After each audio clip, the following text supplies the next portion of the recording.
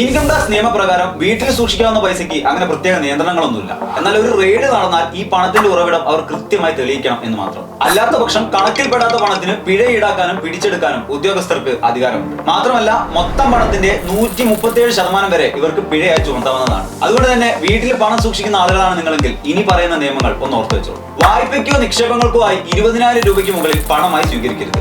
50,000 രൂപയ്ക്ക് മുകളിലുള്ള ഇടപാടുകൾക്ക് pan card number നിർബന്ധമാണ്. 30 ലക്ഷം രൂപയിൽ കൂടുതലുള്ള ആസ്തികൾ വാങ്ങുകയോ വിൽക്കുകയോ ചെയ്താൽ നിങ്ങൾ അന്വേഷണ ഏജൻസികളുടെ നിരീക്ഷണത്തിൽ പെടുന്നതാണ്. ഒരു വർഷത്തിൽ കണക്കിൽപ്പെടാത്തതും ഉറവിടമില്ലാത്തതുമായ 20 ലക്ഷം രൂപ കവിയുന്ന പണമിടപാടുണ്ടെങ്കിൽ ഫൈൻ ഈടാക്കാവുന്നതാണ്. പാൻ കാർഡ്, ആധാർ കാർഡ് ഇല്ലാതെയുള്ള വാങ്ങലുകൾക്ക് 2 ലക്ഷം രൂപയിൽ കൂടുതൽ പണമായി നൽകരുത്. ക്രെഡിറ്റ് കാർഡ്, ഡെബിറ്റ് കാർഡുകൾ ഉപയോഗിച്ച് ഒരേ സമയം 1 ലക്ഷം രൂപയിൽ കൂടുതൽ അടച്ചാൽ ആ വ്യക്തിക്കെതിരെ അന്വേഷണം നടത്താം. ഒരു ദിവസം തന്നെ ബന്ധുവിൽ നിന്ന് 2 ലക്ഷം രൂപയിൽ കൂടുതൽ പണമായി സ്വീകരിക്കുന്നതിനും നിബന്ധനകളുണ്ട്. ബാങ്ക് മുഖേനയാണ് ഇത്തരം നടപടിക്രമങ്ങൾ പൂർത്തിയാക്കേണ്ടത്.